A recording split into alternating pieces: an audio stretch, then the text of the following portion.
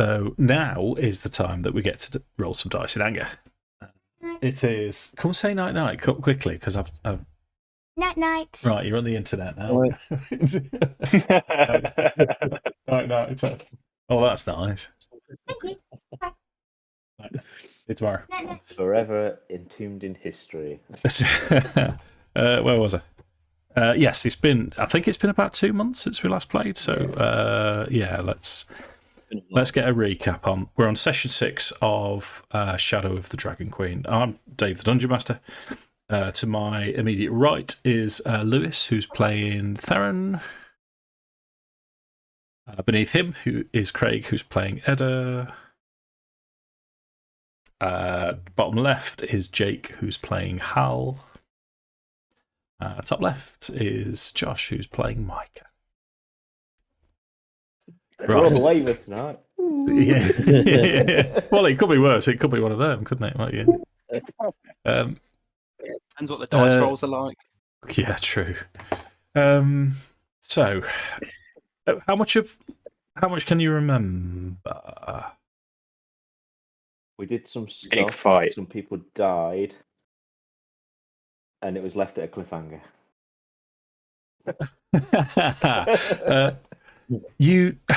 So you'd been to Vogler. You managed to get to Vogler. You'd fallen out with I forgot myself now. It's been that long. What was the family? I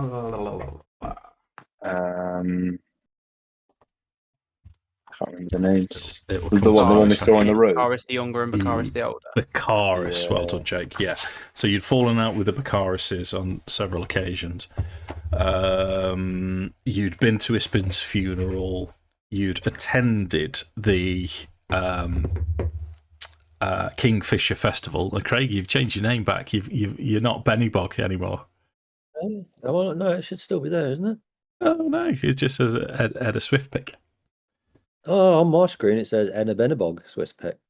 Oh, right, hold on. Let me see if I can refresh it.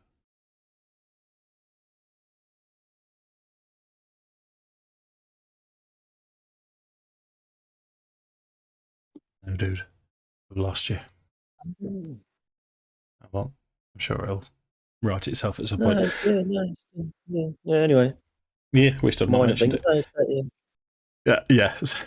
In fact, yeah. So the Kender caught a catfish bigger than he is, which was quite the feat. And then you took part in a reenactment. Right at the start of or not long into the reenactment, from out of nowhere, the mercenary company of the Ironclad Regiment turned and revealed steel weapons, and they just tore through the Vogler militia. There were body parts flying everywhere. People, the Vogler regulars being massacred. But you stepped in, you stepped up. Theron was knocked unconscious. Micah was knocked around. Darrett got the shit kicked out of him as well, and it was only as a supreme. Sort of almost a dying will that Darrett popped up again and saved himself. But that's kind of where we finished. You'd managed to fight off the Ironclad Regiment that had turned, and a number of your people that you've met in Vogler were turning up. So with you four is Reese has arrived, and he's going round making sure he's got an aptitude for learn from Micah for healing people, for mending the broken, and he's going round making sure everyone's okay. Darrett's just on his knees in shock, doesn't know exactly what's happened. And you can see that Becklin is trying to console Cudgel. Cudgel's just filled with rage at what's happened. But it's Mayor Raven that approaches you first. Just a quick question. Are all of these names making sense to you? Are we... Yeah. Yeah, we're good. Yeah. So it will be Raven that steps forward first, and first thing that she wants to do is to thank you for turning the fight. And she's still sort of everything's still fresh, and she's in shock as she'll say, "Oh, I can't believe without you here, we couldn't get close enough to help. They'd have torn everyone apart. Thanks for what you've done. I just wonder what we need to do now." And you can tell she's clearly in shock. I think all eyes turn to Cudgel, don't they? I can imagine Theron still be laying on his arse slightly, kind of on his back going, "A hand would be nice." She'll say, Theron, yeah, of course. So we'll have, at this point, Reese come over. And he starts tending your wounds, which is why you're on 4 hit points. We'll add that. We'll add that into the mix. But you, Micah, you spot that there's something different about Reese. Since, only minutes ago you turned around and looked, and now he sort of seems to be praying, and he seems to be holding this thing in his hand. And as you look closer, he has his own medallion, similar to yours of Paladine. This one has a slightly different symbol on it, though. It's not the symbol of Paladine. Whoa. I think Let's stop the war. Sorry, go on, Jake. No, carry on, like, if you've got something you want to say about this. No, I didn't actually have anything useful to contribute. I guess whilst Reese is doing his little bits of healing on Theron, I think Hal would walk up to Mayor Raven and say, we must remove those who are injured from the battlefield and take them to a place of safety, and then look to count the dead and honour them. Yeah, no, great, brilliant. No, that's, yeah. And she sort of takes a deep breath, squares her shoulders a little bit, and she said, yeah, no, that's exactly right. I think Hal would look to any strong fighting men as well that are still around, and even though there doesn't look like there's any trouble, I think he'd say, we shall stand guard at the edge of the battlefield while the dead are recovered, just to make sure that there's no further trouble, and he'd kind of like get about organising people to like sentry points, those that are still not fit to fight. It's, in terms of fit to fight, I mean, there's possibly 3. Everyone has received wounds. There are, I mean, of a village that probably had maybe 350 inhabitants. Let's say, taking part in the recreation, there were 75 lads. I would say 70 of those are now dead, just dead, lying on the floor.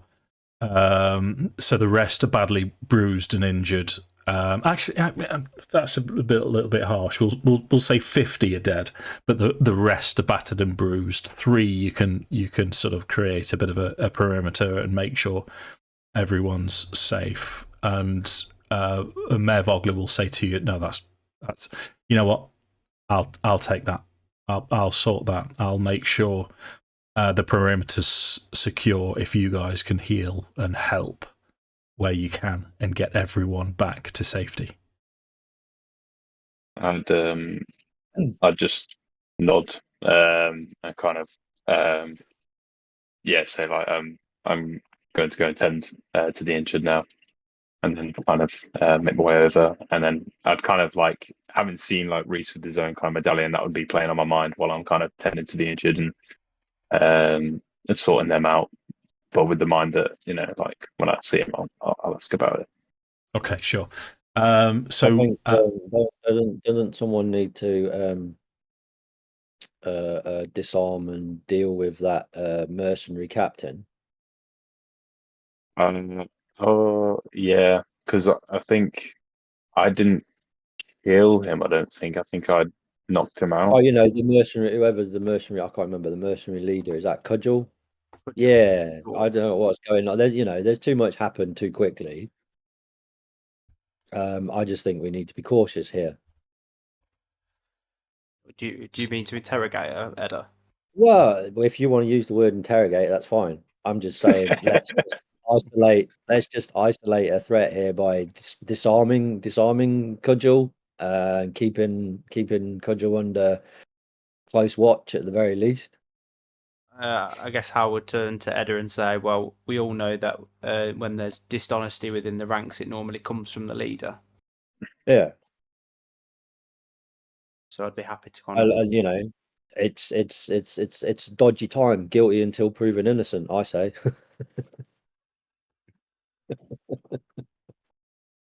Let's go and make contact with Cudgel then, and then we can clear the battlefield of the dead. Smashing. So as you I keep saying it wrong. It's Micah, isn't it? Or Micah? Micah. Yeah. Micah. Yeah, I must remember to get it the right way around. So as Micah, as you're doing your thing, you sort of follow Mare Raven as she arranges these guards around.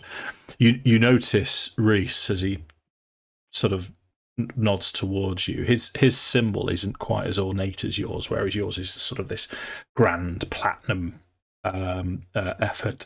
Reese's is quite simple, with sort of a woven sticks around the outside, and on the inside it's like the sort of infinity symbol. Do you want to make a religion check just to see if you aware of anything?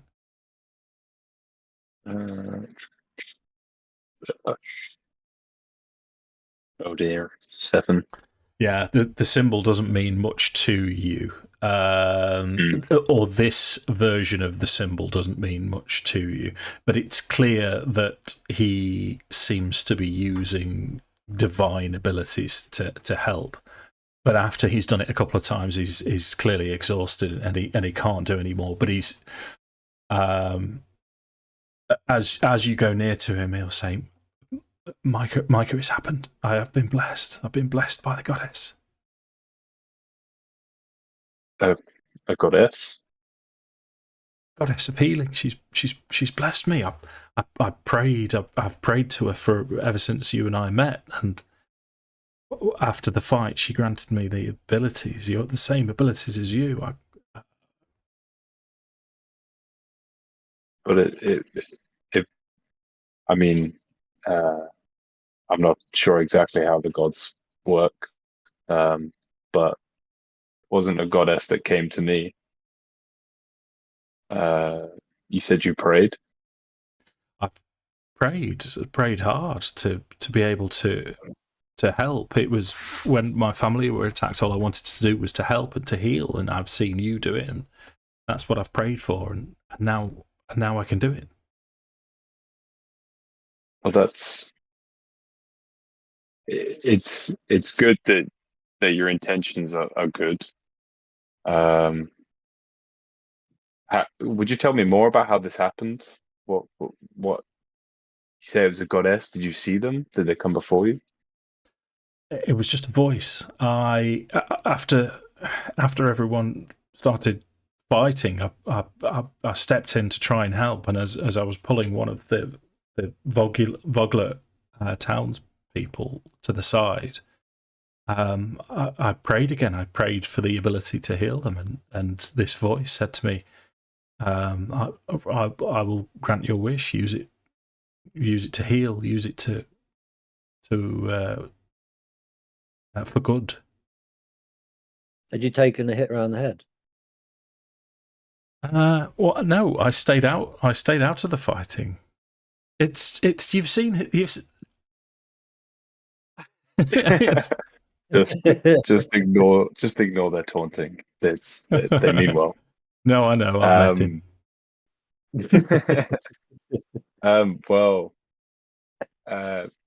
Yeah, I can't deny it. I've seen your work here, and you've done great so far. But you need to be careful. Make sure it doesn't take too much from you as well. You also need rest. So we can finish up here, and you go get somewhere safe, and we can talk more about this later.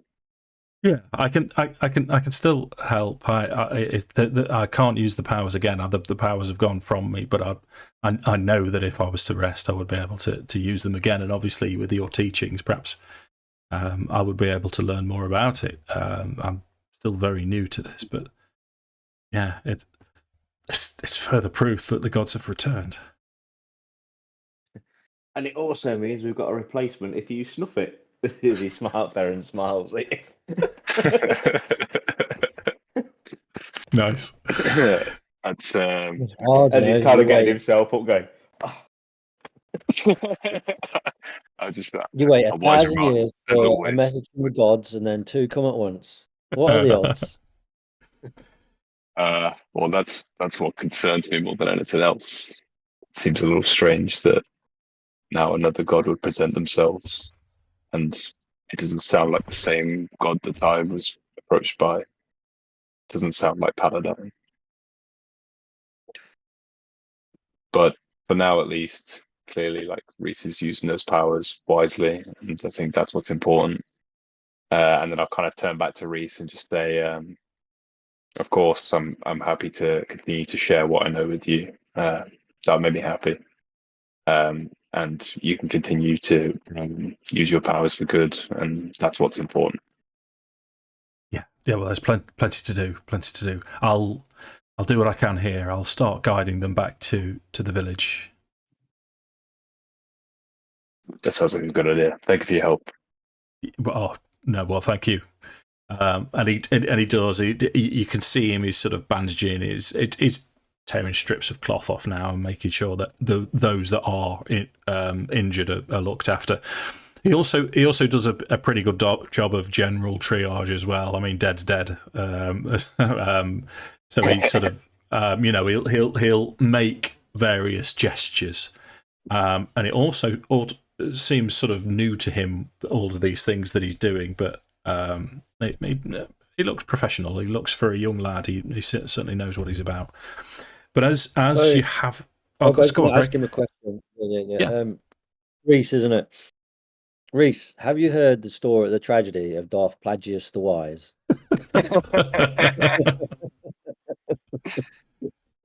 Hasn't everybody? As Raven moves away, Mayor Raven moves away, as you're talking to Reese, you can see that Cudgel is with Becklin, and Darrett now has got off his knees and gone over to Becklin. So Cudgel and Becklin, if you recall, were lifelong friends of Ispin. Becklin, the Knight of Solamnia, who is kind of the military leader of Vogler, if that is such a thing. But Cudgel, you can tell this short dwarven woman is red-faced, and she's swinging this cudgel around in a shield, and Becklin's sort of very much trying to get her to calm down as Darrett sort of limps over to them. What did you guys want to do then? What as you approach this scene? So Cudgel's swinging. From what we see, Cudgel's swinging a cudgel and a shield. Yeah, but it's almost sort of, if you think of it, it's sort of like a sort of a temper tantrum type thing. She's not swinging it to hit anyone necessarily, and she's red in the face. You can just tell that she's really angry about something. Oh, angry that it all went wrong. The plans failed. Oh, we need to keep an eye on this one. Did you say that out loud? Yeah. Yeah. I mean, it appears Becklin has obviously got whatever in hand. I feel we should approach with caution because Becklin can clearly handle herself. But I think Hal would slowly approach. Just I guess he'd have his hand on his sword, ready for a scrap if needs be. Okay. I was just like, wow, what everything that's just happened. Everyone's just quite calm about this mercenary leader after the mercenaries have just turned, and yeah, it's all kind of like it just seems a bit incredulous that everybody's so. Oh yeah, we'll just wander over, have a quick, it's like, hey. I think So Theron kind of looks puzzled at Edda and goes, incredulous. Have you been reading? You hear a word, you use it, You do, but I'd expect something along the lines of scruffy junked up nerve herder from you, Edda. I took a bit of a hit on the head. Maybe it knocks some sense into you. Touche. Oh, look, there's another one. French too. I mean, does anything seem off, Dave, now, or is everything kind of? Did you want to have an insight check then? Sure, let's roll some dice. I think 15. as we were wandering over as well, I'd kind of be relaying to Hal. I don't know if he was privy to the conversations that kind of we were having with Reese. I don't know if he was off with the mayor at the time, but I'd just be cluing him in and letting him know about about Reese and his newfound powers, and a little bit of concern as well about where they've come from. Cool. And he said that they came from a woman. He claimed, it was a woman, some goddess of healing is what she called herself. But that's not how Paladine presented himself to me. Well, I mean, would we? I mean, there's been no gods in our lifetime, and Hallie's definitely not a well-read individual. But would there have ever been any mention of kind of any other gods or anything in Kryn, or would he only know of Paladine and Takesis? No, you would have heard of others, but you just can't recall at the minute anything. Micah couldn't recall anything specific. Mm-hmm. You can have a religion check yourself if you want, Jake. I'll have a stab just because of whether Hal's picked anything up while studying at Solamnia. Yeah, I'd probably have told Hal about the symbol as well, like on Reese's medallion, and say that his medallion it's not the same as mine. It's 11. Okay. I mean, with everything that you know, Hal. Okay, what I'll say is, Micah, as you mentioned this to Hal, you suddenly remember that symbol. You have seen that symbol before, and you've seen it back home. You've seen it in the temple that Micah used to work in, and as you mention it to Micah, all of a sudden your light bulb lights up, and it's the symbol of Mishakal, who is the goddess of healing. She's known to be one of the gods of good. I forget the actual lore. I'm not sure if she's like a daughter of Paladine or a daughter of somebody. But yeah, she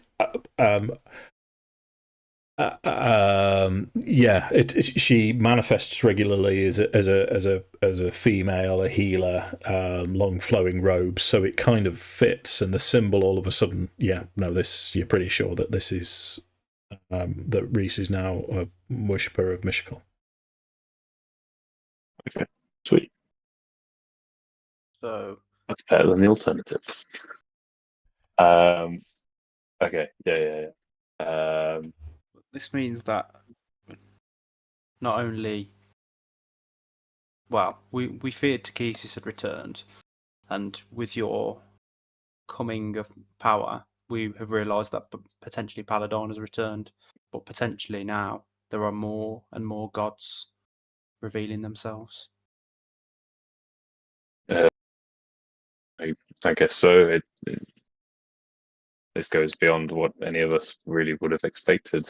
I mean, Paladine confirmed that Takesis was back, and obviously, for him to do so, he was back as well. But I think the other gods are now coming into play.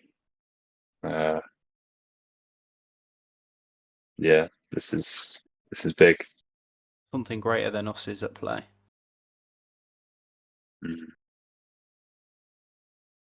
Either way, it's gonna.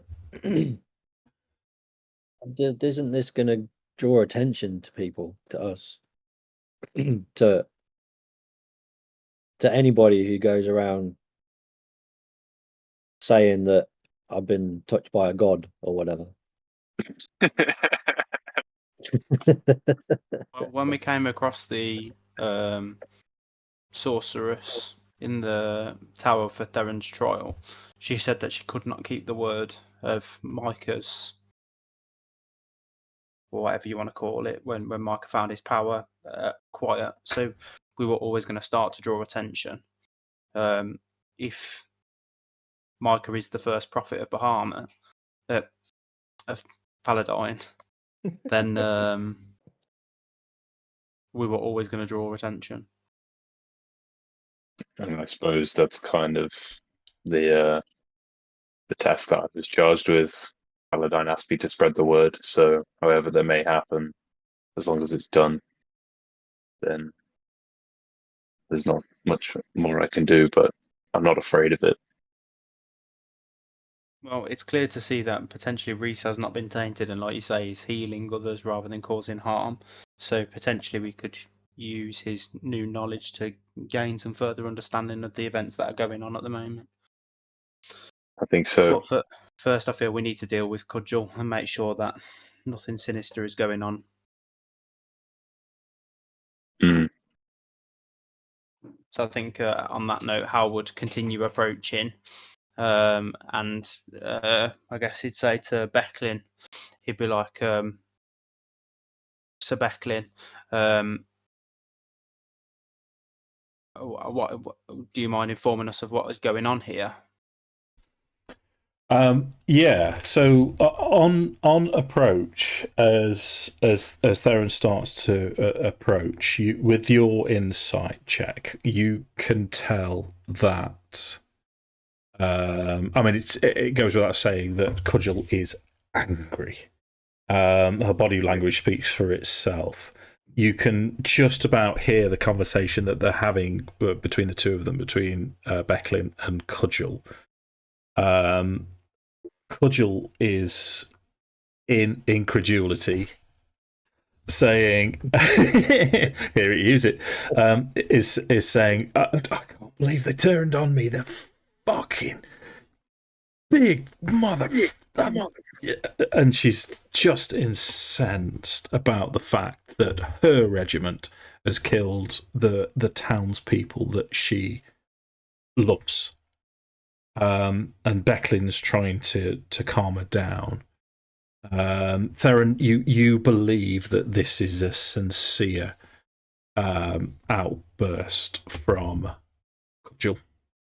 And Becklin is struggling to restrain her from just going ballistic.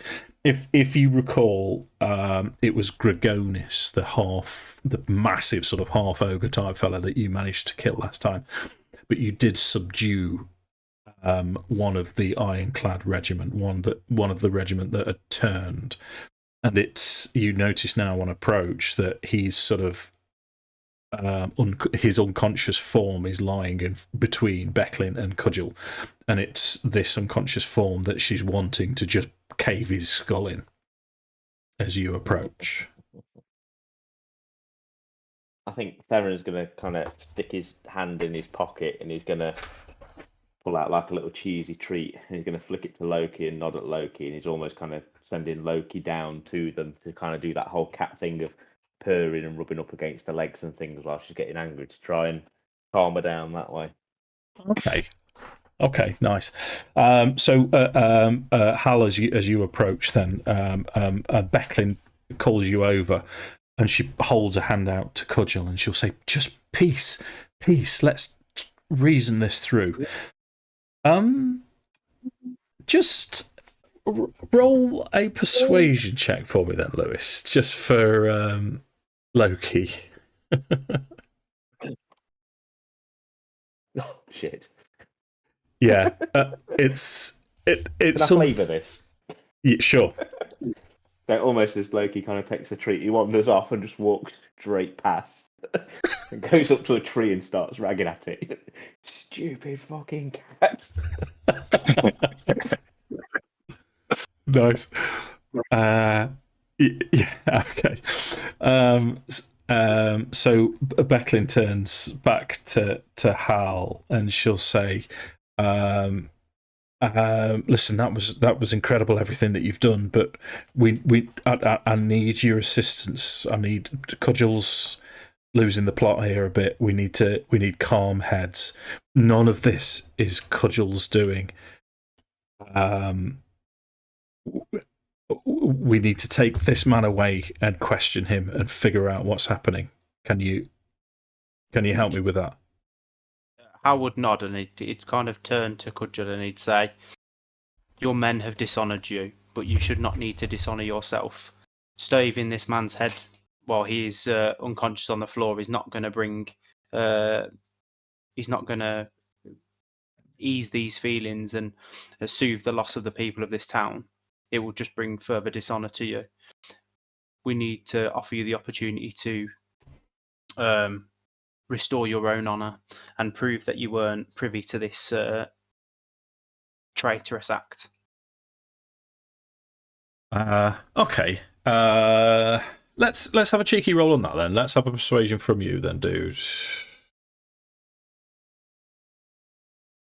17. 17. So Cudgel softens a little bit.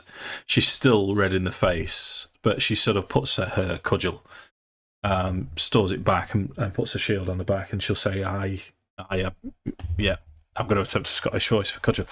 I believe calm heads are in order now. I'm struggling to deal with this filth. I need to know what's going on, but I don't trust myself to. And she's sort of huffing and puffing. And Becklin will sort of step in at this point, and he'll say, "Well, okay, what do you think we should do then? And she'll turn to all of you. What's next?" We should take Chuck a him bucket to of cold water over this unconscious fella, and then let's ask a few questions. Shall we take him to the jailhouse first? No, I don't think we need to do that. If this is for real, then if there's any dodgy dealings going on, putting him in the prison is probably not much of a deterrent for him when Cudgel's standing here ready to stove his head in. If you know what I mean. I'm just thinking we could. There's going to be a lot of frustration, upset from the people of this town, and leave him in a place where he is vulnerable or risk of harm. Although he's committed some heinous acts, we may not be able to get the information we need. We can bring Cudgel and we can bring Becklin with us. I think a threat of a baying mob may well get the information we need out of him pretty smartish. Theron pipes up. He's like, "I kind of agree with Edda." As he's still going chasing after Loki around this tree. I just reiterate what Becklin said. Now is the time for calm heads, and I feel the best place to do that is within the jailhouse where he can't escape. We don't know what kind of trickery that they have.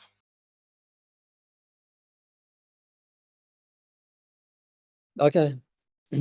I still reckon the threat of a baying mob will get more information out of him faster than putting him in a prison and letting him suggest that we're better people and we won't to be bad to him and so on and so forth. It What's could he be wearing, Dave? Of honor. on. Okay. Oh yeah, you're cool. I Um, want his stuff though. Hal'll just smile at that, and he'll be like, he'll ask Becklin if she's got any manacles to hand, so we can bind him up. There's rope around. There was no cause for manacles, but in terms of what he's wearing, he's got sort of splint. We'll say, what should we say? Splint mail on. Long sword lying next to him, shield. Spear and shield next to him. Obviously with steel-edged weapon. A rough cloak. He's got the symbol of the Ironclad Regiment on him. Cudgel will identify him. She does know him as a chap called Svilt. And he's definitely unconscious. He's unconscious. Yes. Can Theron kick him just to double check? Yeah, you can. You can check for a painful response. You can drop the big elbow on him and do what you want. he's not waking up. It's John Cena.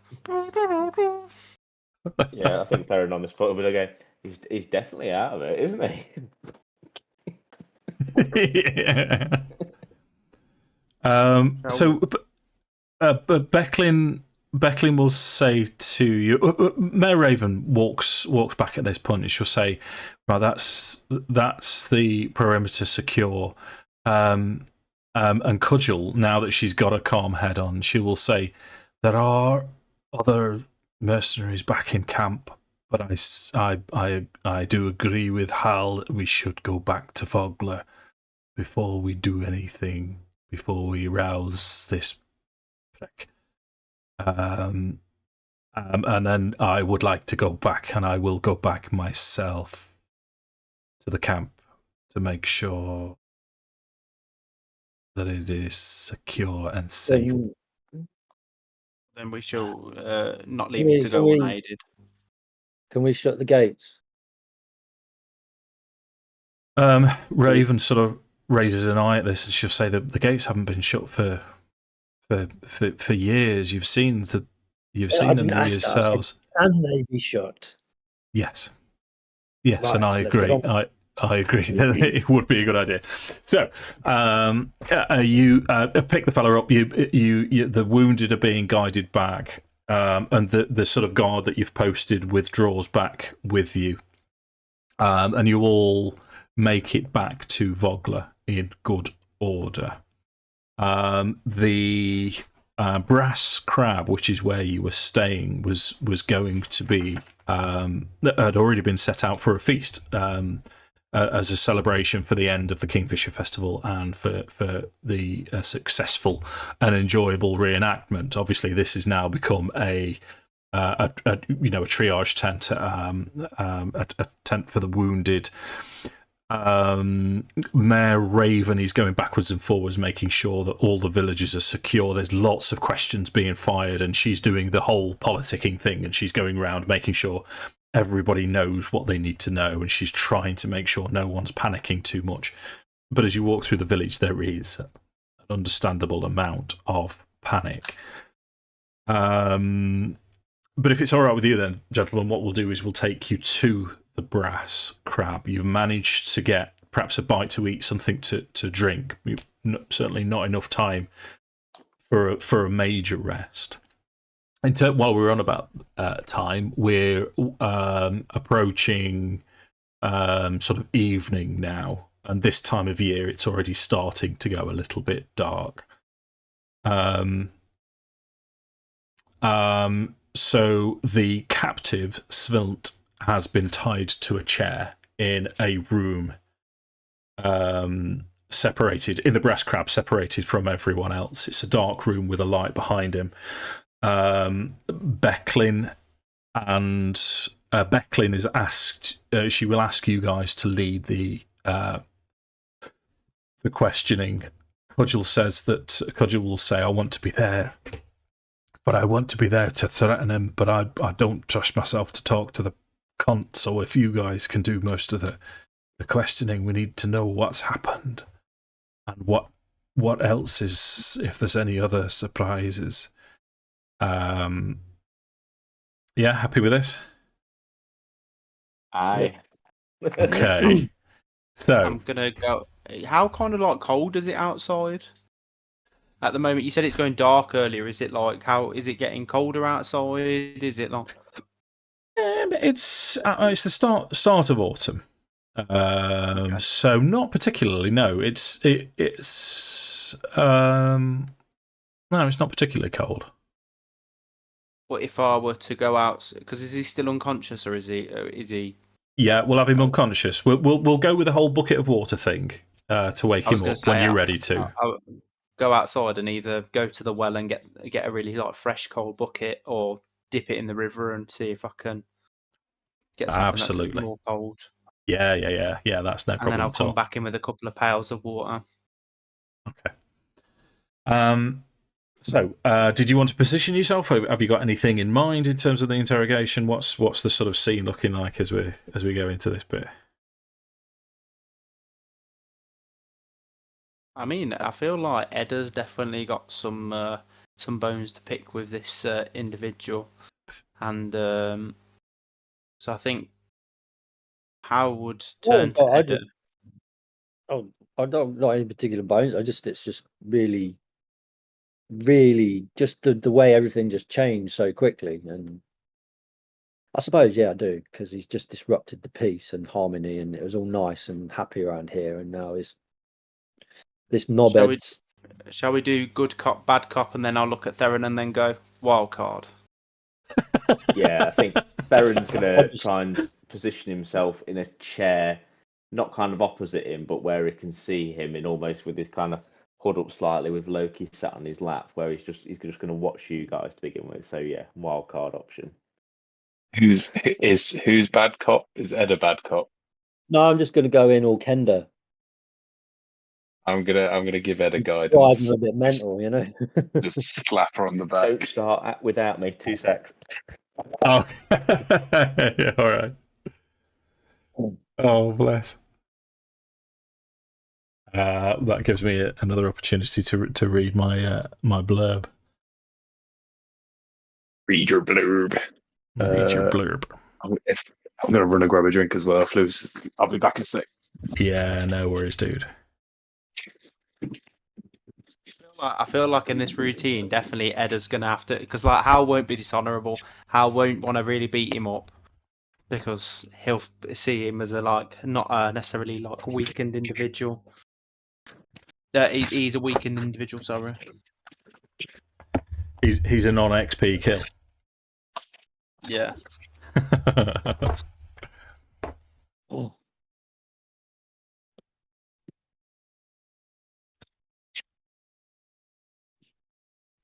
But you can definitely intimidate in other ways. I think the intimidation is going to be helpful. He's a big brick shithouse. But personally, I'm just pleased no one went for the Sharon Stone option to sit opposite him with your legs akimbo. I mean, I've met you lot before, so it would have been an option. But you're telling me that is an option? I was just thinking of Shit. Hal's gonna pull his 2-inch wang out. Watch me have a wank. Of course you did. Dave was saying about the Sharon Stone thing in Basic Instinct, wasn't it? Basic Instinct, yeah, nice one. Yeah. Right, are we ready? Are we ready for interrogation then? Okay. Hell So yeah.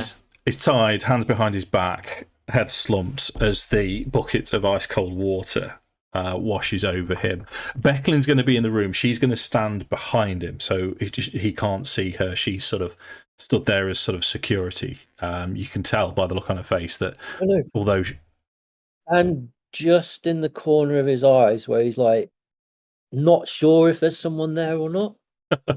Shit, that's not what Becklin's about.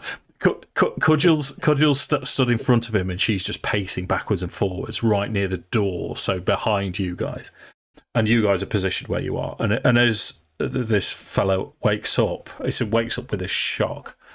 And he did have his mouth open, so he's still got some of this river water in his mouth as he looks around and then spits at the ground at your feet.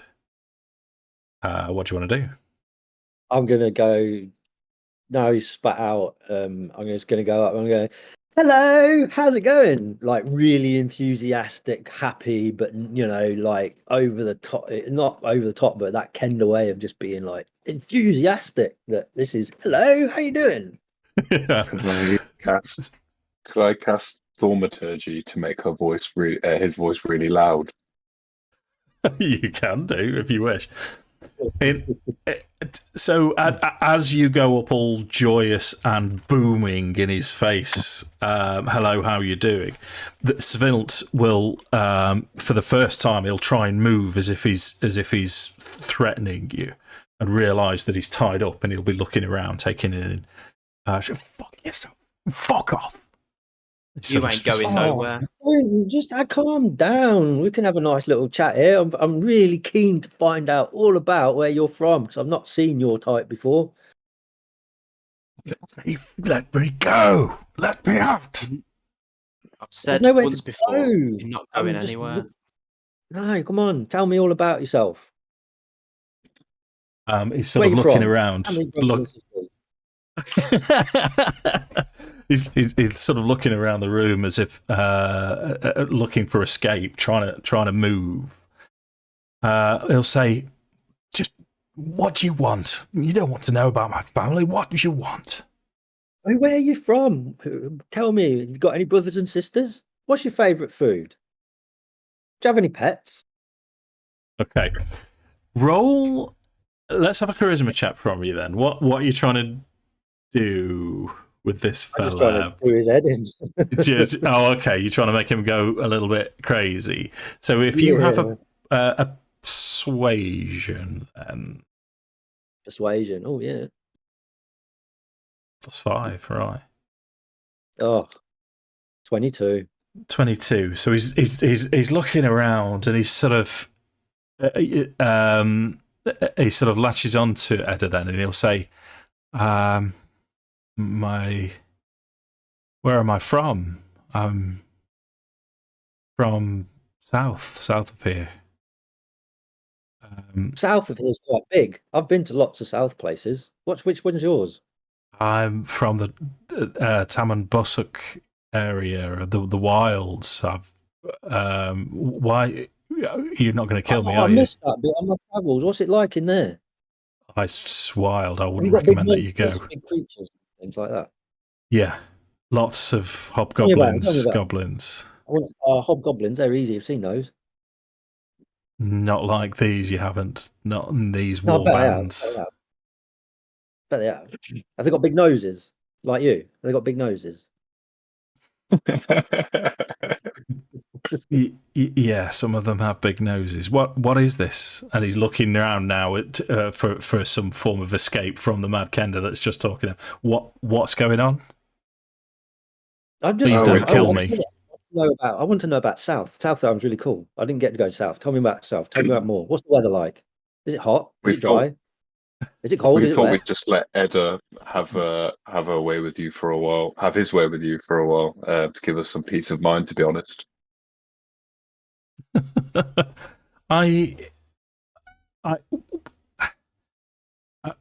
what do you want from me? I just want to know about South. I'm bouncing up and down. I really want to know about South. Tell me about the weather. What are the clothes like? Are these like normal clothes, or are these your Iron Hand clad regiment clothes? You got what? Tell me about it. I want to know everything. Tell me, please. Tell me. Come on, tell me. He'll say, "I'll tell you anything you want. Just please get rid of the Kender." So Hal's going to place his hand on Edda's shoulder, and he's going to kind of just step forward, and he's going to bend down, because he's like 6'5", I think. He's tall, and He's going to get right in this guy's face, and he's going to say, "We want information." You can have anything you want. Just get rid of the Kender. And the Ironclad Regiment have betrayed Cudgel and the town of Vogler. Tell us everything you know about it. Otherwise, Edda will be coming back.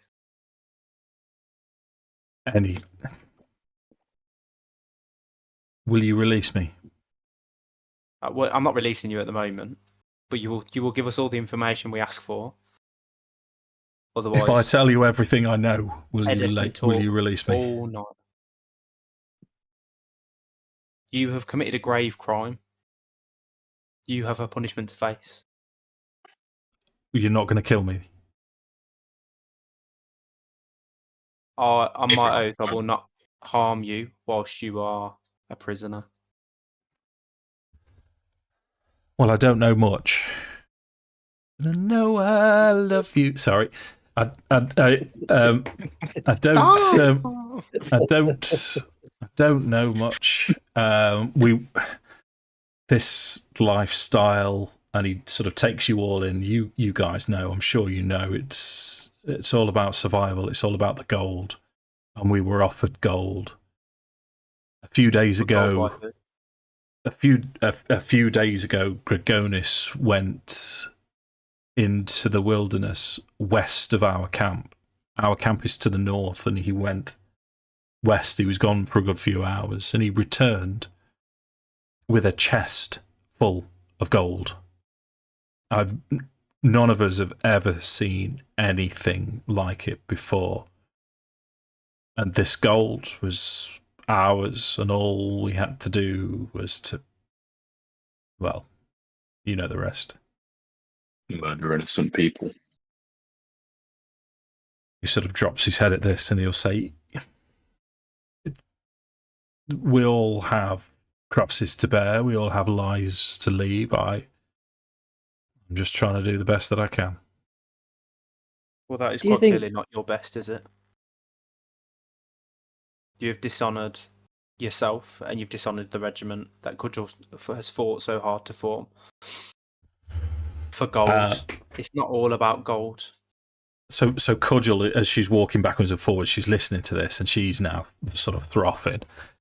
And she's trying to keep herself calm, just strolling backwards and forwards. And he'll say, I'm not... It was a mistake. I know it was a mistake. A mistake? A mistake? There are hundreds of villagers outside that are harmed or have been killed by you and your men. A mistake? This is not a mistake. This is treason. What do you want from me? I mean, the gold was there for the taking. We're mercenaries. You'd have done the same. And you said your camp. I would not have done the same. Your camp is to the north. Yes. And Dragonlance went west. Yes. How would then cut the rope and but make sure that his hands are still bound. Yeah. And then he's going to lead the prisoner outside, and Cudgel, you should have your justice. And he's going to lead him right into the town square. Baying mob. Okay. Baying mob. Okay. That's not a very nice way to go. Okay. I didn't think you'd take me seriously. So Becklin, I keep turning my monitor off accidentally. Becklin, at this point, as you start to lead him out, she'll put a hand on your shoulder as Svilt is led further out. We'll say a couple of the townspeople, the surviving townspeople, lead him out so he can't hear you. And Becklin will just say to you, "What's going on, Squire?" I am petitioning the mayor for justice. He will be held, and he can be sent to court and tried. There is only one justice for this crime, Becklin. Sir Becklin. Yeah, The and people it of will. Vogler deserve this justice. The people of Vogler do not behave in this way. This is not how we do things. And she'll say sort of like a royal we, as in the Knights of Solamnia. And in terms of Vogler itself, he will pay, but he will pay officially, not through a mob. No, that is not what I mean. I mean to petition the mayor for his public execution. We don't execute. You would kind of know this. You want an execution? I tell you what. You want an execution? You can have an execution. So she will say. She will say, "This is old justice."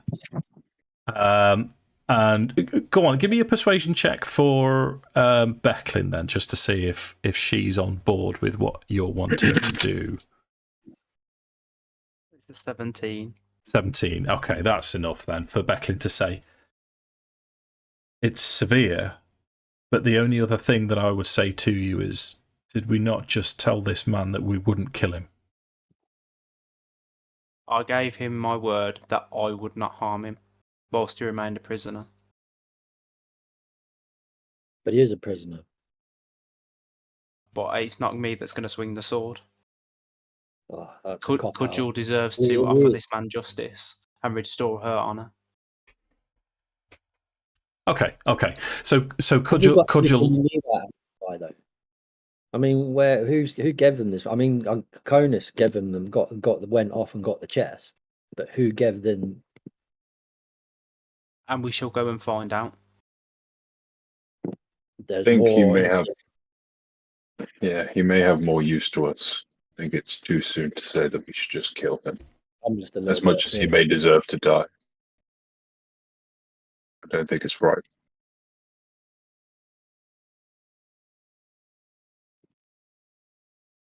So, Cudgel's going to get involved now, and as she walks past, she'll sort of pat Hal on the back, and she'll say, "Aye, old justice.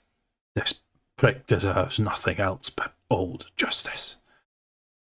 And Becklin now is very much taking a back step. And Cudgel goes back south to the hobgoblin bands. Say again, Craig. Sorry. Send him back south to the hobgoblin bands and the big noses and stuff. Yeah, that's punishment enough. Him in a room. Yeah, Kender bomb. So Cudgel will approach Mayor Raven, and they'll have a sort of a little conflab. I mean, I asked for a persuasion roll to see what was going to happen, and the decision is made in the town square to the tradition of hanging hasn't been in Vogler for generations, but due to what has happened, Mayor Raven will acquiesce, and she'll say to Cudgel, "Yeah, that's very much. No, this man deserves nothing but death. We will put him to death, and you can." How this is a bit heavy coming from you, mate. You started this chain. This is a new side of you. This is not something I wish upon anybody, but he has brought wrath and destruction. Him and his warband have brought wrath and destruction to the poor people of Vogler. They've been left vulnerable. Yeah, I don't. That's perfectly true. But to petition for something that hasn't been done in Vogler for years, there's just uncharacteristic, Hal. But it's uncharacteristic of people that have sworn to defend a town to then bring it to ruin purely for gold. Yeah, but they're I'm not making excuses for their behavior, but they're acting within their mercenary way. But you like to you want to uphold the justice and the honor, but you're trying to bring about something that the people of Vodla have decided not to do for a long time, and bring about the death penalty. And this is why I brought it to their mayor, to the person they have elected to uphold and stand for their values and beliefs. I've not done this in isolation. I've not beheaded him myself.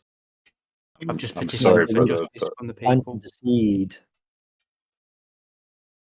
You suggested that execution, death, was the only.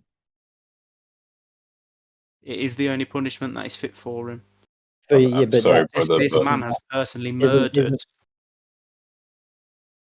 that surely the justice should come from the mayor, and you should say, here, you decide what happened to him, and then if he says, then that makes it different. But you've suggested the mayor has dispensed justice. If she did not feel it fit, she would have said that we will petition him and take him to court.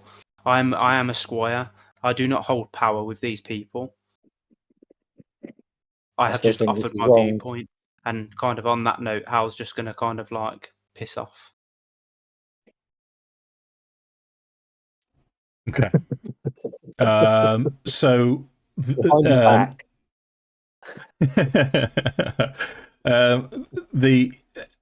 It looks as if they're right in the town square. There's a large tree, and there's a rope being thrown over it. There's a hangman's noose being tied into the rope. It looks like it's going to go ahead. There is going to be a hanging in Vogler, unless you wish to step in. I think as Hal leaves, I would kind of turn to Edda and sorry, I've got the stream on. It's just showing Edda doing the hand gesture. I turn to Edda and say, I understand the way that my brother feels, but I think I agree with you. I don't think that we can allow this to go ahead and just let this man be killed effectively in an unjust way. Execution was taken away from the courts, so we shouldn't be the ones to bring it back, and Hal definitely shouldn't be the one to bring it back. Totally, I agree. I'm ready to make a stand. I don't agree with what he's done, but it's just out of character for these people to do this. It's not in their. Yeah. It's not in their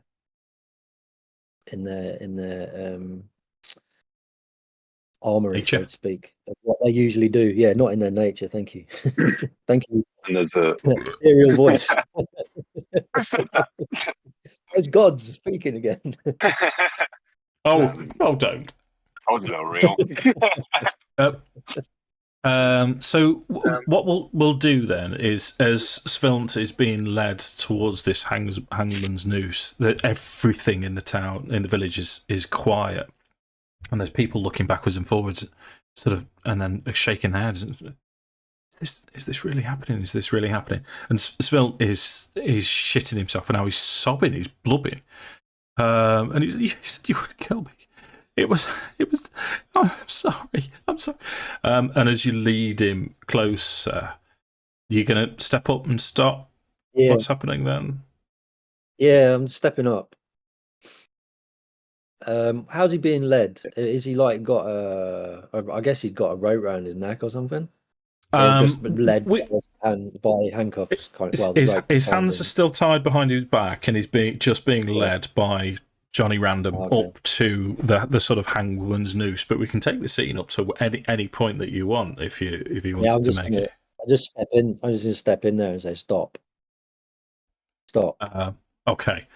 So with Edda saying stop, and the conversation between Micah and Edda, there's a sort of an audible sigh of relief from everyone. As Becklin eventually steps forwards and Cudgel now steps forwards, and In fact, no, I'm going to have them opposing views. I'm going to have Becklin say, no, okay, no, perhaps we shouldn't do this. We shouldn't end this the peace that this village stands for. We shouldn't desecrate everything that Vogler stands for. And Cudgel will say, kill the fucking traitorous bastard.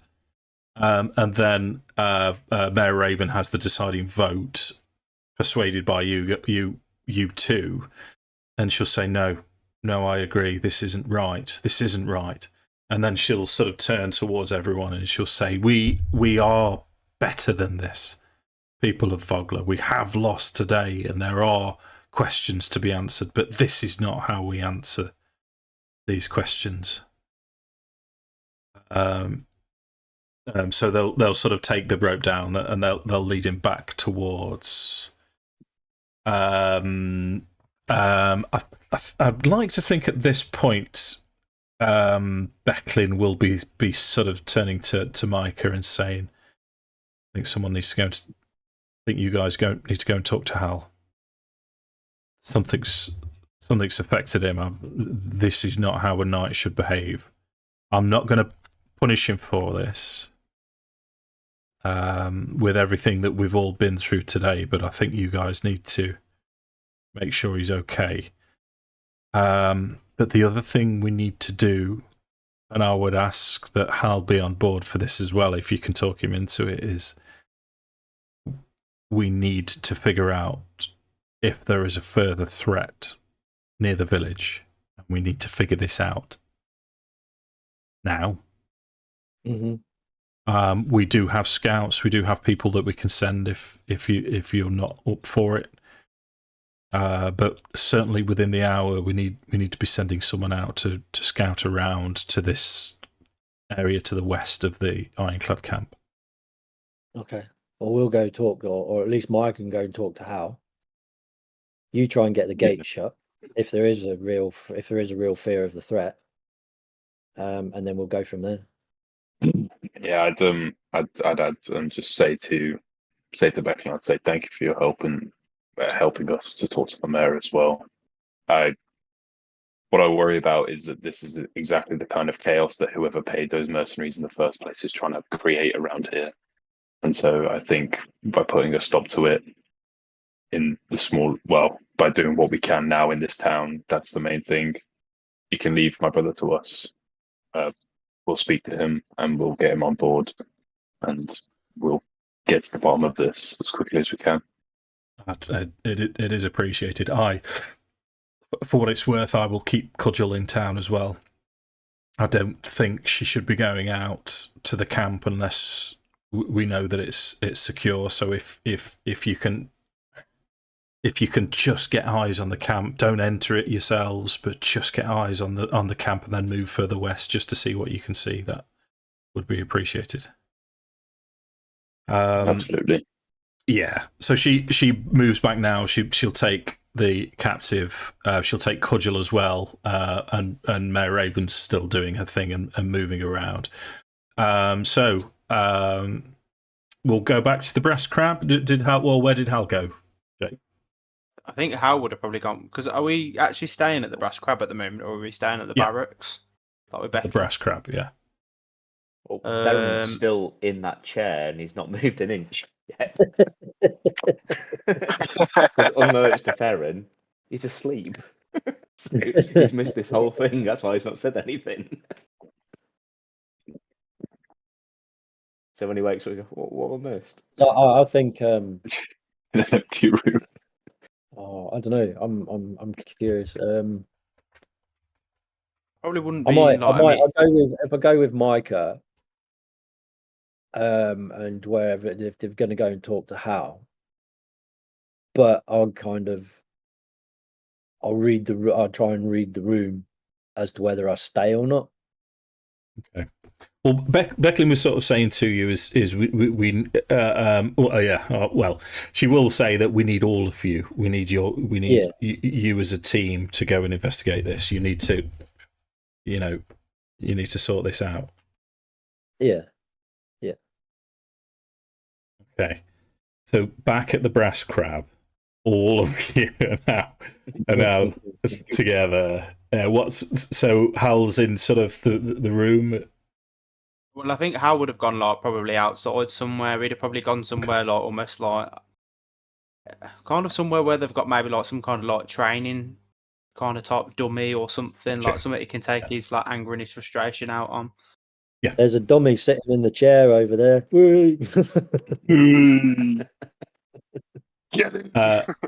So the three of you now, or four with Loki, approach Hal as Hal's kicking the living shit out of a straw mannequin. And I think it would literally be that, like he's literally like wailing on it, and he's like, there's like a wooden bucket on its head, and he's like, just like giving it an absolute pasting.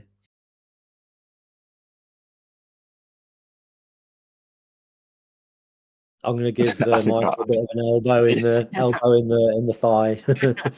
I think I'd kind of like look at Theron and Edda and be like, right, it's going to be me then.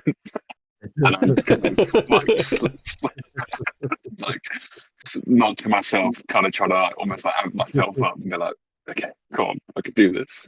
And then I'll start approaching. Theron will like, reinforcingly slap his arse as he walks by, going, "Go on, go do it." Just like, I almost just like Joe. I'm like, huh. And then like, I'm good. And then I'd kind of like trying to joke, but no, it's probably not gonna sit too well with Hal, and just say, "There's not going to be much of that dummy left if you keep going." And as Micah says, that is the point where the back brace on the dummy's going to break, and I'm just going to almost like he's going to go to the floor, and he's just going to keep pounding like the straw bit on the on its chest. I'd almost kind of like rush over and like try and like grab his shoulders and like pull him away. I'd be like, "What are you doing?" And I think on that note, he'd like launch the dummy away, and he'd turn around and he'd almost like grab Micah by like the scruff of his neck. I like, yeah. I wouldn't really like, because I know that Hal's bigger than me. He's older than me. I'm not going to overpower Hal. So I'd kind of almost be like arms down by my side and kind of just look back at him, and I'd be like, I don't know what you're thinking or how you're feeling. I have an idea, but you need to talk to us, because this isn't the way that we solve things. He'd almost like shout at Micah and be like, "You don't understand. Then tell me. You've not been there. You've not seen it. People like that tread upon the weak. This world is full of people that tread upon the weak, those that can't stand up for themselves. We were those people." And it's almost like, and this happened to us before. Our hometown was burned, destroyed by people like that. And he's just going to kind of like drop Micah, and he's going to turn around, and he's just going to like almost like just start pacing. And he say, "Yes, I promised I'd uphold justice, but the other vow that I swore is that I'd protect the weak. How can we protect the weak if we leave him strolling around like this?" And I'd just like boot a bucket.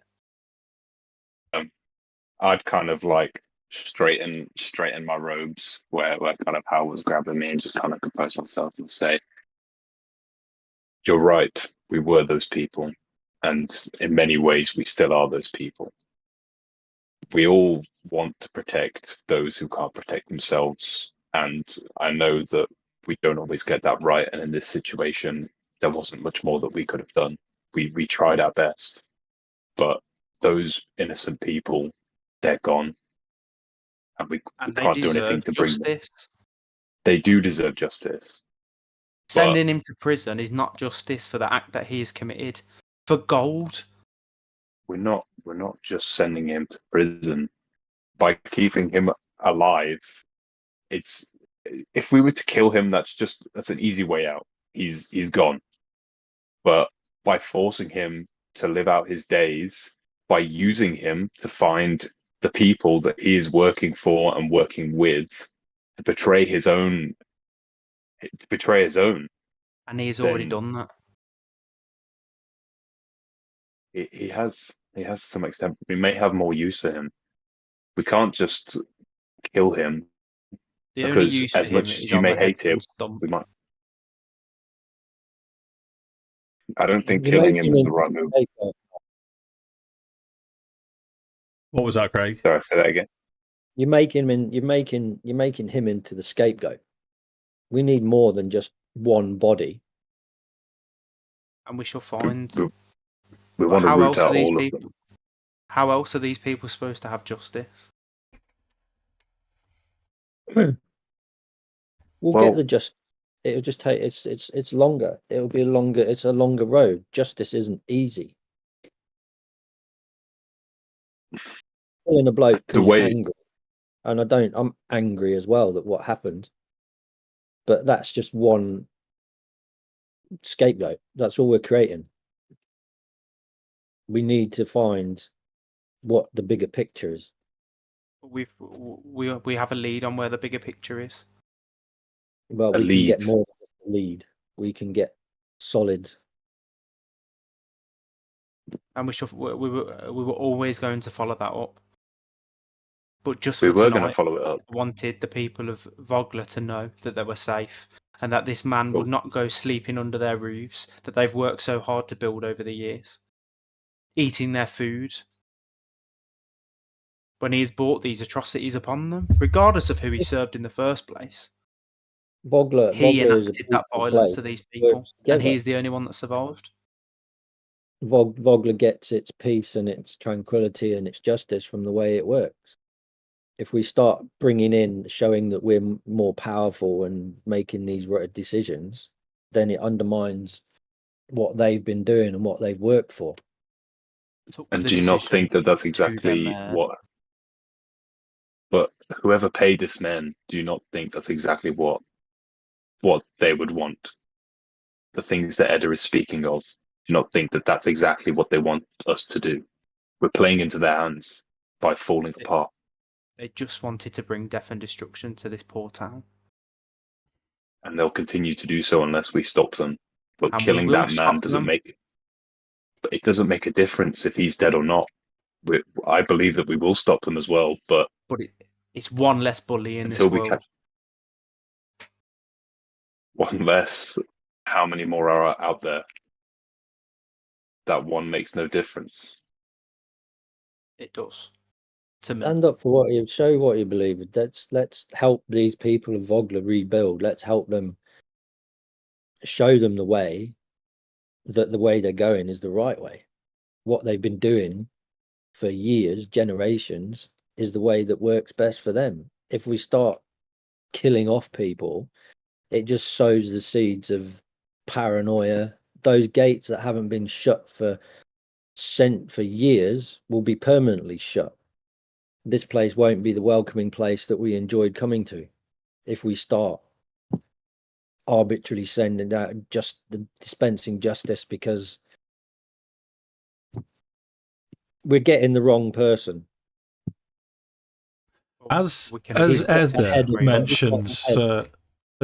mentions that the gate's being closed, you can see in the distance, just way over in the distance, you've just got a clear view to the gates. And you can see there's a couple of men clearing the dust out. And as these gates close, you can see it's not quite in the right way. But if you had a visual of the gates closing as the sun goes down, as well as if the gates are closing as night descends, and it's sort of it rings with hell. And it's these gates haven't been closed for centuries, and now that you hear. It reminds you that you do have a job to do to help Vogler as the gates shut. I think Howard just turned to them all and said, "We can agree to disagree about the prisoner. We must we must go and seek out the northern outpost in the morning. I'm going for a walk." That's fine. That's fine. But I think more than anything else, the way that we can give the people some justice tonight is by honouring those who have lost their lives, not by spilling more blood. We can agree to find that disagree, northern Micah. outpost. And Howard's just going to start wandering off. Theron's going to go, what the fuck have I missed?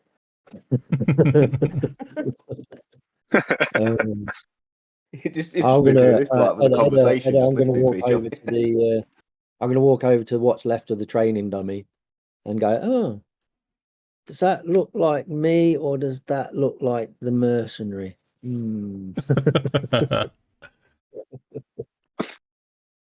So as Hal walks off, then you've still been given this task by Becklin to achieve tonight. What did you want to do? I didn't realise we were supposed to be going tonight. Yeah, I thought we were just going at the next convenient point. She said to the chaps, well, you're not privy to this information as it turns out. As Hal walks away, you three are reminded of the fact that Becklin wanted you to do this as soon as humanly possible. Possibly, take a rest for an hour, conveniently an hour, something to eat. But she wants it done as soon as possible, or she can send someone from town to go and scout it out if you'd rather not do it yourselves. No, I think all things considered, I think we need to go and check it out when we look at how things change quickly, and I imagine there'll be lots of questioning glances and anxiety amongst people. We need to see this with our own eyes. I think remembering that information, I'd probably chase after Hal and try and catch up to him and say, you want justice, then let's not wait till the morning. Becklin's asked that we go tonight. Will you come with us? We need you for this. Whether we agree or disagree about that one man, I need you by my side, and so do Theron and Edda. We have to work together. I would stop in his tracks and just nod. Okay, thank you. We're gonna leave in an hour. I'll leave you in some peace until then. You come find us back at the training grounds, and then we'll head from there. And then I'll just kind of like stay where I'm at, and then if Hal's walking off, I'll kind of just see him off. Sound. So what we'll do then? We'll you can have a short rest. So that's arcane recovery and hit dice. What else do you get? I think that's pretty much it. But after an hour, quick question, Jake. After an hour, would Hal have calmed down any, or are you still of the same? I think he would have cooled off a little bit. I think he's in a calm enough state to know that we need to sort this out now. He's still frustrated about it, but it kind of plays into his backstory about the principle that he doesn't like seeing people trodden upon. Absolutely, mate. Yeah. And same for everyone else. Then I mean, Theron's still none the wiser as to what's happening. I did think you were going to get involved at one point, and then so an hour's gone by. You guys meet up. Are we all? I mean, you've got a mission to do. Are you all friends again though on the way out? Is it? Is there when Hal walks into the room or wherever we are, I'm just gonna go up and hug his thigh because he's a big fella and I'm a little fella, and just oh buddy, and then walk off quickly. I think Edda would feel that Hal's still tense about the whole situation, but he'd place a hand on Edda's head and just be like, just a nod down. So almost like, when he's still annoyed, but he's not going to let any of them come to harm. Well, I'd like to think you'd know each other, so Edda would know why Hal is acting the way that he's acting, and even though it's blah blah blah, and all that kind of business. So it's it's one of those dude, dude. Moments.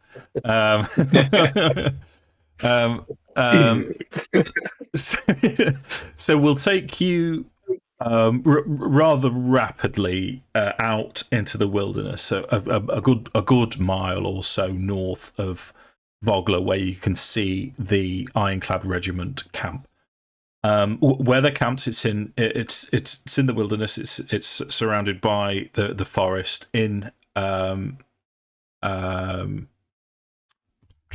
Struggling with my words. Cleric, thank you, Craig. Yay!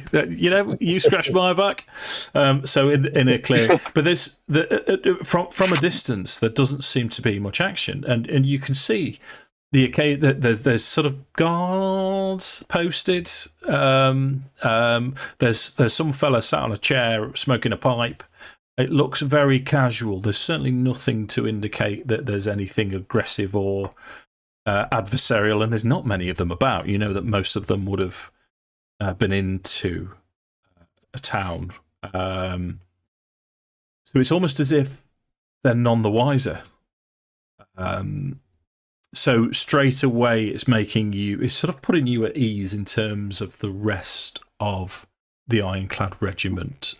With what you can see, you're sort of thinking, they knew nothing about it. There's no aggressive movement. They're not posted guards. They're not They're not defensive. Perhaps all of the aggressive forces did actually go into Vogler, but that moves you to your primary objective, and that's to the west of the encampment. If you're happy, as long as I'm not going too fast for you, gentlemen, because you travel, and it's now. By the time you've had your hour's rest. By the time you've gone north relatively stealthily and then moved further west, we're talking at least 1 o'clock in the morning. So we're not far past the Night of the Eye. So you've still got the light from Solanari and Lunatari. So there's still enough light. But as you move through the woods, you can smell wood smoke on the air, and it's coming from the west. And you carefully approach, and the woods give way to a ledge which is overlooking a shallow valley. In the distance, dozens of low fires illuminate hundreds of red tents. Among them move patrols of shadowy human-like figures. These human-like figures are the Draconians that you've fought before. In with the Draconians are hobgoblins, ogres, half-ogres, and other humans dressed in what you think is a uniform, this sort of black mail with these red stripes. Having a quick recce of all of these tents and all of these fires, you would think that there is at least an occupying force of 1,000 troops or more in this valley. In the middle of the night, it doesn't look like there's much movement, but on the outskirts, you can see things have been packed away and made ready. From your military careers and experience, Hal would probably be able to tell you that they are making ready to move. This whole army is making ready to move. What do you want to do? I guess from Hal's experience, would he know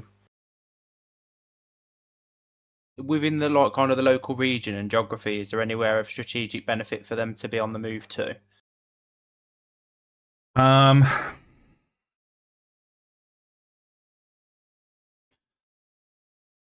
Let me give you the map. There we go. is that one?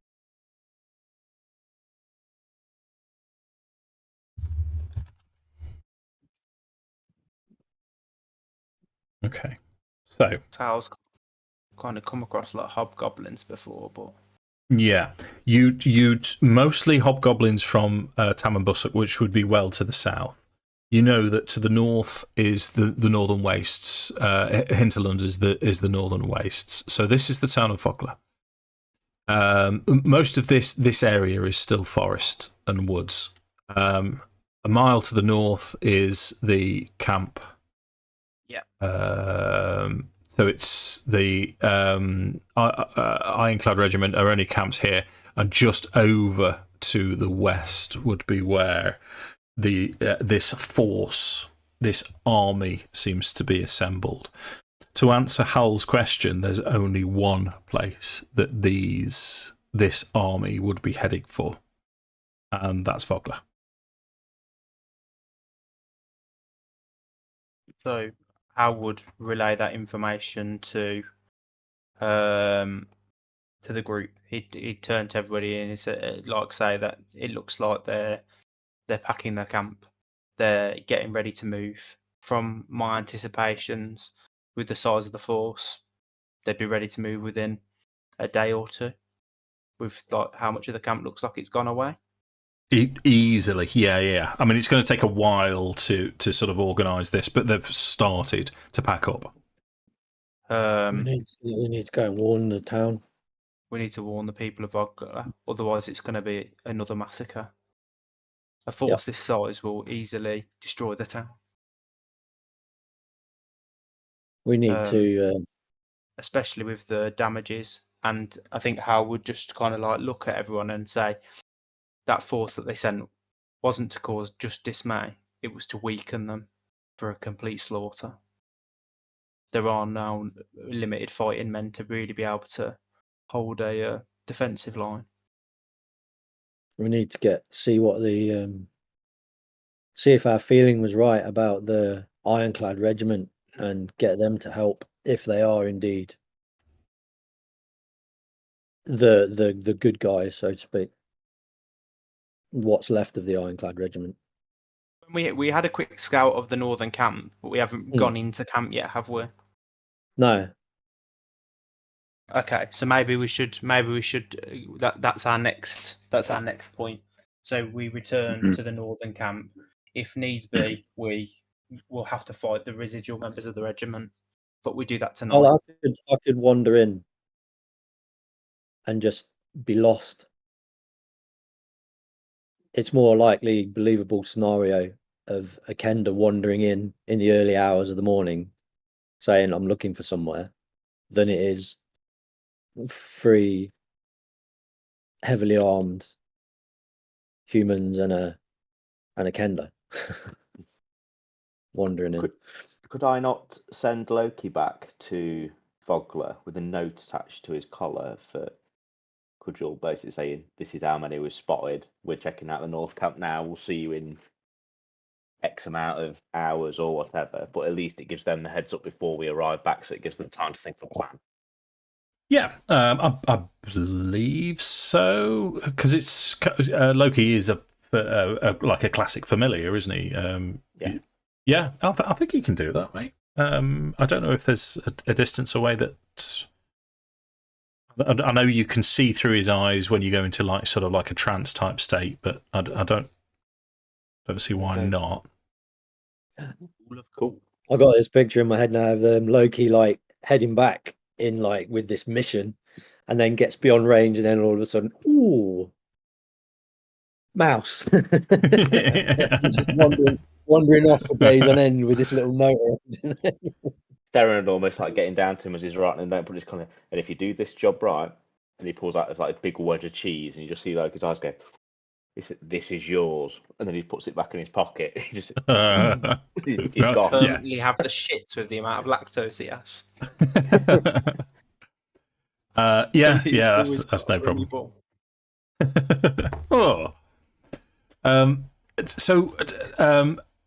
Cudgel did say she suggested to you to leave the camp to her, but if you wanted to go into camp on the way back, It's not a problem. I think needs must. Sure. So Loki heads off. You guys, you get back to the ironclad camp, and it's pretty much as you left it. There are guards around. There's sort of, let's say, north, south, east, west. There's one on each. They're not really paying much attention, but everyone has sort of turned in the night now. There's no activity inside the camp. What's the plan? I was going to wander in. Okay, so you get caught straight away. So if you're coming from, so it's the guard on the west that's, hey, wait, and he'll sort of signal, he'll sort of whistle, and he'll say, "What? Whoa, stay there. You're not coming in here." I'm lost. I'm trying to find Vogler. I'm just traveling around. I'm trying to find Vogler. You're close that way. Off you go. What are you guys doing here?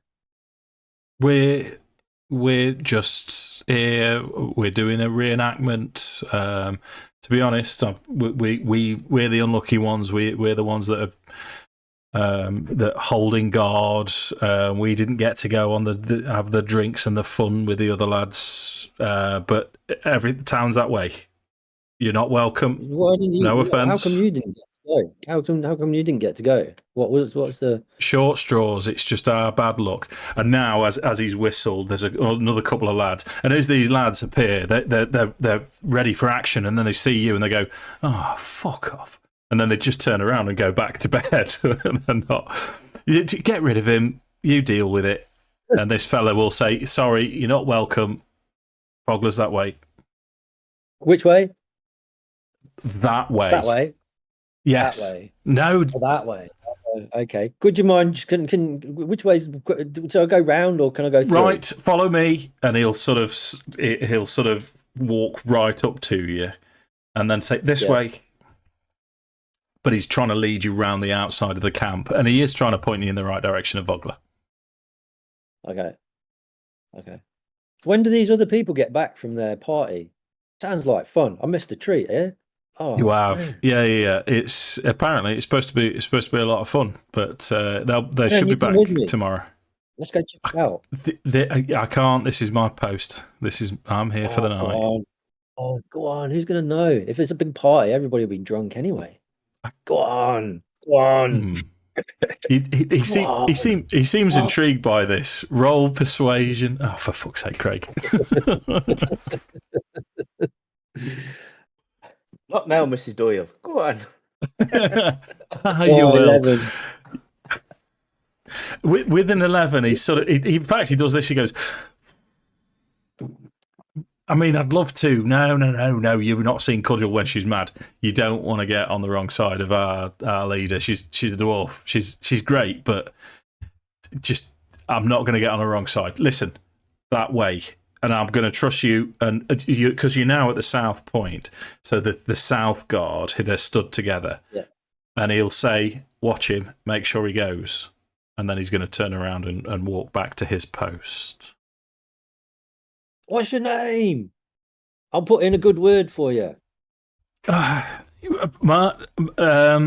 sort of looks around and he'll say, "My name's Roger." Roger, I don't believe you, but I'll say that anyway. Yeah, no, you clearly don't believe him. So I'm left with this guy at the south gate. Yes, and he's saying that way. Why don't you come? For the same reason he didn't. If he was going to go, I'd perhaps sort of come with you, but no. Please leave. Oh, do you need him to hold your hand? Come on. Right, he's now going to attempt to cuff you on the side of the head and tell you to leave. Okay. Sure. Last chance. Right, he's cuffing Once in a lifetime opportunity. Hang on a minute, though. He told you that I have to leave. If you take me back in, then you haven't done the right thing. which then means that you could have come with me. Right. Because you're quite happy to do the wrong thing. Right. Does 13 hit you?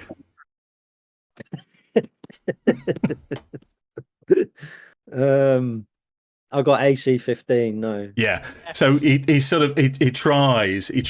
You've seen this several times before. It's normally someone trying to throw you in to like a prison, but on this occasion he's trying to throw you. But he misses, and he's just that way.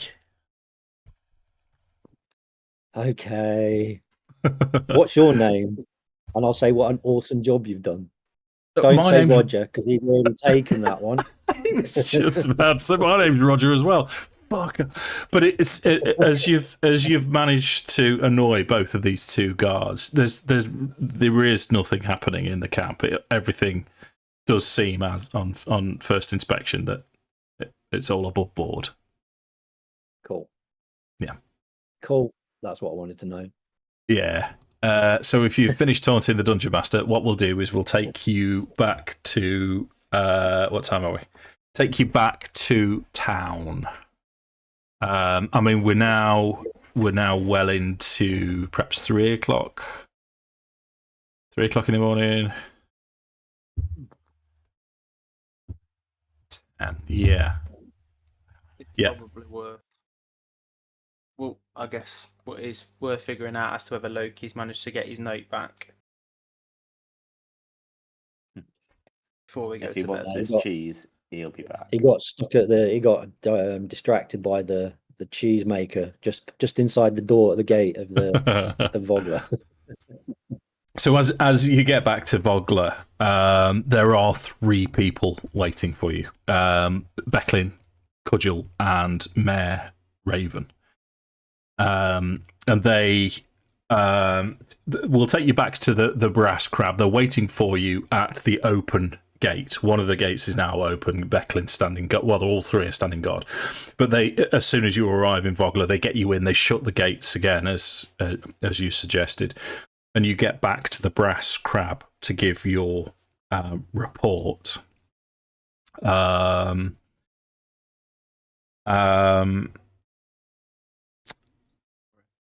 Let me think. What I'll do, I'll sort of paraphrase what they're all wanting to do with this clear or potential invading force. So Becklin initially is very quiet and reserved. She doesn't offer an opinion straight away.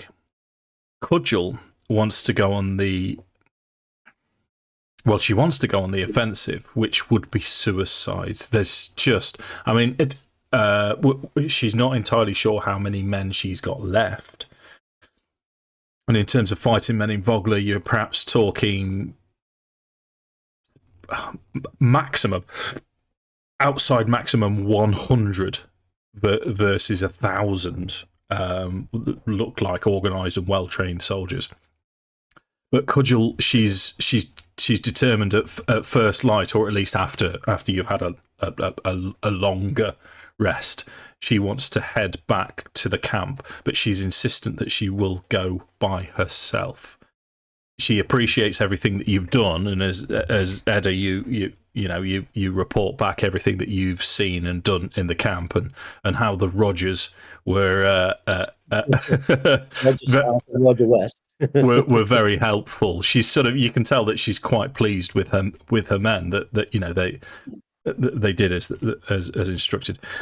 Mayor Raven wants to send an emissary to try to offer the village as a sanctuary, a refuge to this force. She doesn't want any trouble at all.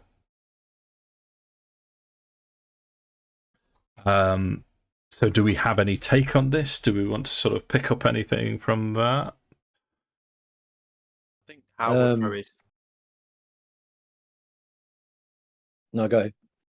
I think Howard throw his 10-penny in, and he'd turn around and say, "We fought these Draconians before. They take no prisoners. They are not the type of enemies that will want to bargain. The people of Vogler are not safe, and if we don't have enough men, we don't have enough soldiers to defend Vogler, then I fear that the people of Vogler should seek refuge somewhere else. I feel we need to evacuate the town. I'm with that. And I think we could get the cudgel. You can get your loyal people to help with the evacuation. Many hands make light work. We need to get people out. Can we use the residual people to form a defence so that the people of Vogler can get to safety? I agree, Edda. So I'm gonna take up with Mayor Raven then, and she's arguing the toss against this. Cudgel's on board. Cudgel wants a first light to go back to her camp. Becklin will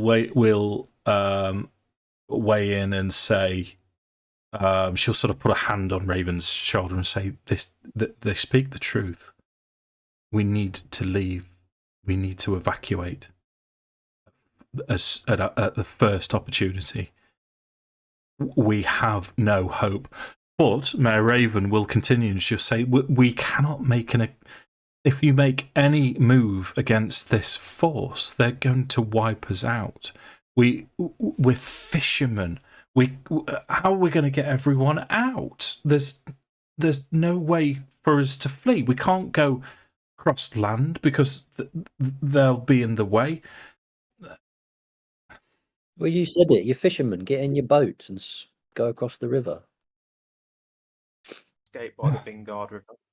But this is our home. The whole reason for the Kingfishers Festival was before the Cataclysm. This was established by the Knights of Solamnia. The Sir Vogler established this village. We can't just abandon it. The people won't just up sticks and leave. It will still be the place that Sir Vogler established. It will just be rebuilt in a new way. This won't last forever. Okay, so with you guys all weighing in, with Becklin and Cudgel saying their bits, she will eventually relent to this.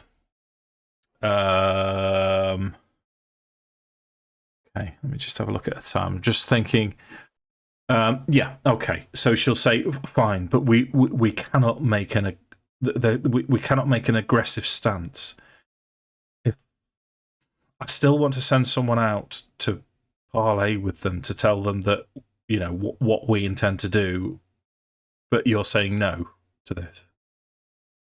Well, I think whoever's going to go, it's a fool's errand. I think these people, that person's not coming back. They'll be made an example of. Okay. Yeah, sorry, I'm labouring the point now. Yeah, because it's a point well made, and she's a smart woman, so she will see sense and eventually agree to this.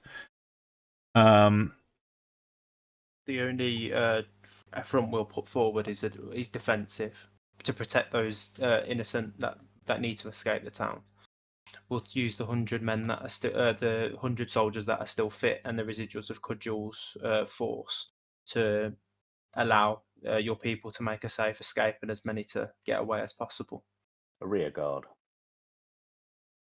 Okay, sure. What weapons have we got in the town?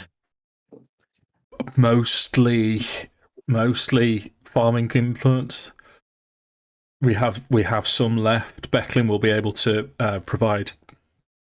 She'll be able to arm and armor half of the 100 people with military weapons. The other half will need to use either hunting or farming equipment. Is there access to any horses? They came on cavalry last time with war horses, and I fear if we don't have something to at least defend the streets, they may charge down the people. Do we need to? Do we need? Can we not use some? There must be some way of getting all these people out without risk to many of them. We've got the gates. Could you use your skills, Micah, to make loud noises or make this place sound busier than it is when these people get? The fewer people that are here, the more that have escaped. I don't know, some sort of trickery to give them make them think before, so we got more time.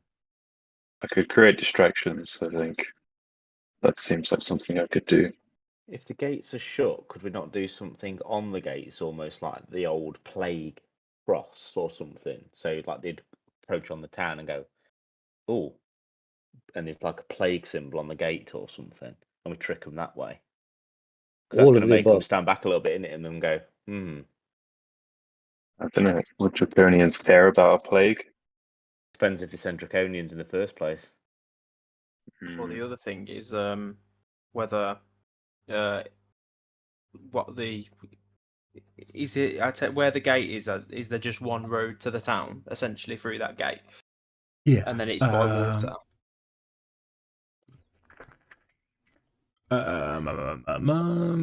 Do we have? Yes, there is Jake. I had Vogler for you somewhere, didn't I? There it is.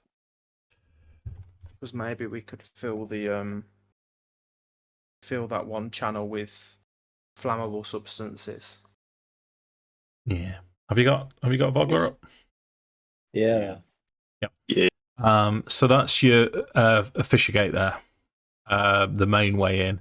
That's the tower. That's got the gnome flinger catapult on top. All of this, I mean, that's all quite raised cliff to the north.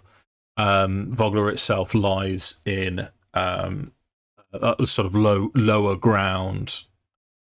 But this, everything to the south and east is all the Vingard River. In terms of fishing, I mean, if you look at the houses compared to the boats, there's a ferry that goes backwards and forwards with a rope tied to it, but there's not enough fishing vessels to carry everybody. So I just start ferrying people from now. Well, Mayor Raven will say, if you have time, she's, you know, the people have been through enough now. I think it's worth letting them rest until the morning. Speaking of which, she encourages you guys to get a bit of rest as well. Yeah. So, okay. So, what plans do you want to make? I'm going to start writing this down for next session. So, okay. So, Edda is going to. I can tell you. I heard a story of a town that held out an evacuation with 5 people, with five men staying behind to cover the evacuation, but by presenting a trick to make the attackers think that there were more defenders, they used crossbows, and they used, I don't know how they did it, but the story is that they used water that dripped, and every now and again it would fire off a crossbow.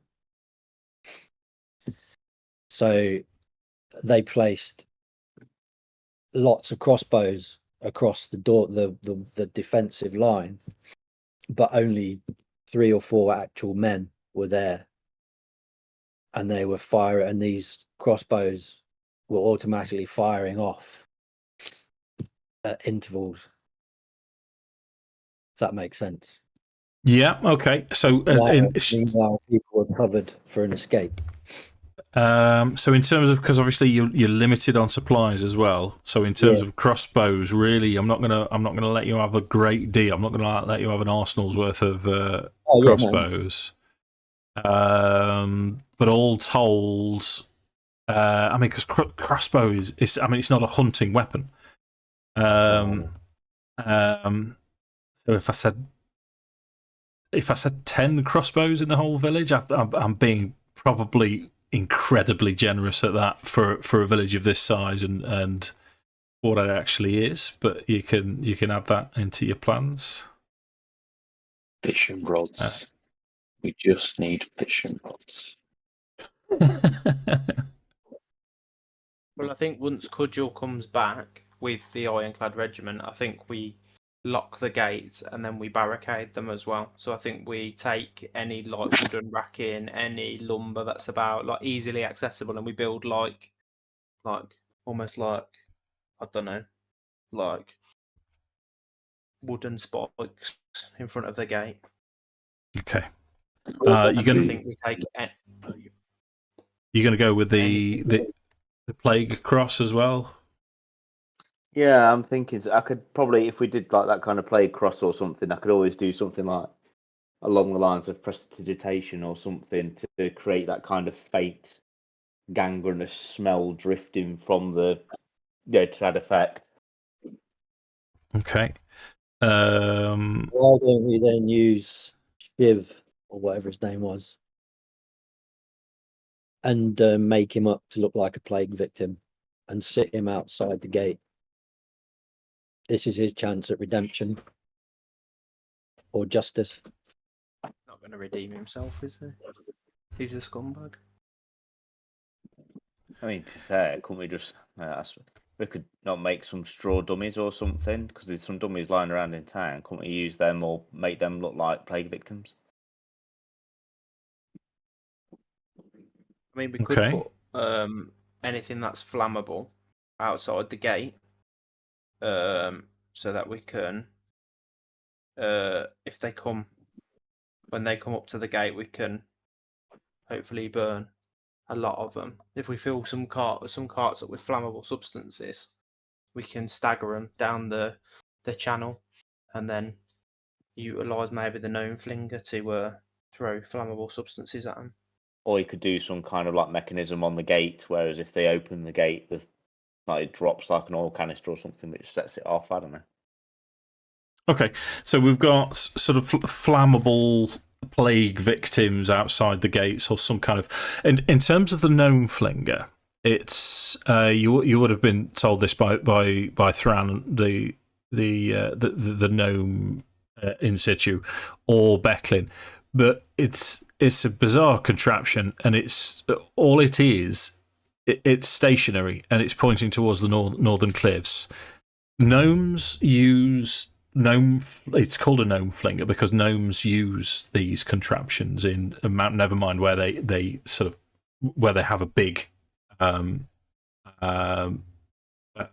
of civilization, a large amount of them as transportation. And these gnome flingers throw them the other side of this inner volcano inside, and then there's a big net the other side. So it can't be moved around to throw boiling pitch. It's just a crazy gnome that as our catapult. Escape plan, though. JP were the ones that were behind. Yeah, potentially. But like I say, it goes from here onto the north end of the Vogler of the cliffs to the north. I mean, as you're discussing this, Cudgel's saying that she gets her men and comes back, that she will guard the gate from an attacking force while everybody flees. That's not going to be a problem. In fact, she's chomping at the bit to be able to do this for the town of Vogler. She won't do it alone. Yeah. I think all we're doing is just trying to stall them as much as possible. Yeah, in fact, I'm just going to backpedal As Hal will say to her, I'm not going to do this alone. She'll say, "No, this is my task to do. Mine and my ironclad regiment will do this alone. We'll need you to evacuate people." And Becklin will sort of put a hand on your shoulder and say, "No, Hal, your task, our task, will be to get everybody out safely. If Cudgel's willing to hold the gate." But it's a suicide mission. Once everybody's out, she'll find a way, and she'll do what she can. Make sure Roger and Roger get a beer. Absolutely. So Cudgel's, I mean, she's all on about digging trenches all the way down here. You know, there'll be an ambush there, an ambush here, and all the rest of it, and all centered around the gate, holding the gate for as long as possible. I think that's it, really, isn't it? Yeah. Okay. So, what we'll do, we'll wrap the session up. We'll say that you can have a long rest. We're cutting it fine to actually get a long rest in, but you will need to have a rest before we go ahead with this next bit. As you, the four of you with Becklin and Raven, walk Cudgel to the front gate.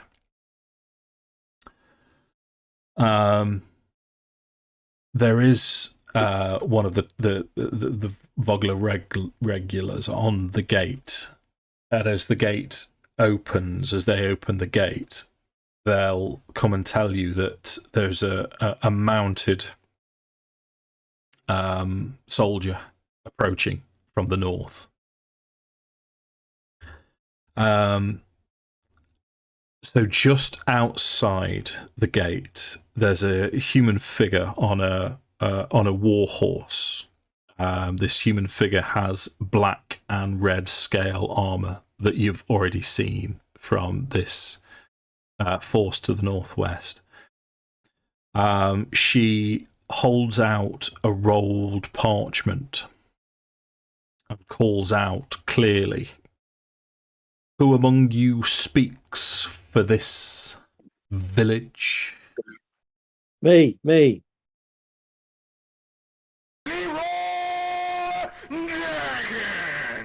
Thank you, Lewis. So she as Edda's sort of skipping forward, saying "me," she's not phased by this. This scroll, she will just flick towards you, which you're able to catch. Carry on. I'm going to walk up with Edda and just like stand behind, almost like bodyguard. So as you unfurl this piece of paper, it reads, "People of Vogler, by the orders of Belephion, the voice of Techesis, you will quarter the soldiers of the invincible Red Dragon army this morning. Refuse and die. This is the Dragon Queen's will."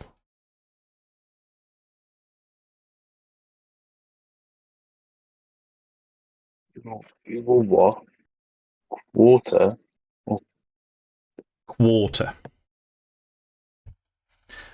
So it's what they want cutting up into little pieces.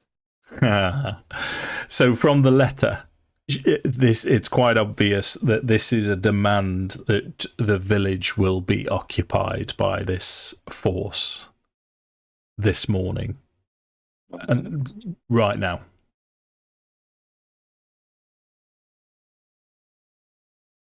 Are there any like signs of an army like behind her? Because she's alone at the gate, right?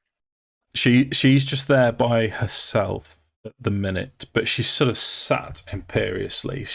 There's no fear in her countenance as she's just sat on this war horse with. We'll say that Edda and Hal are sort of 10 feet between her and the open. One of the gates is slightly open as you guys and Becklin are peering out. What I'd like to say is you've returned this piece of paper to everyone there as you're starting to discuss it. I mean, briefly, the stance is similar, but Cudgel's saying, "Drop a fucking! I need to get my boys. I need to go north." Becklin's saying, "This is trouble. This is not right. This is too soon." And Mayor Raven's saying, "No, can't we just let them in?"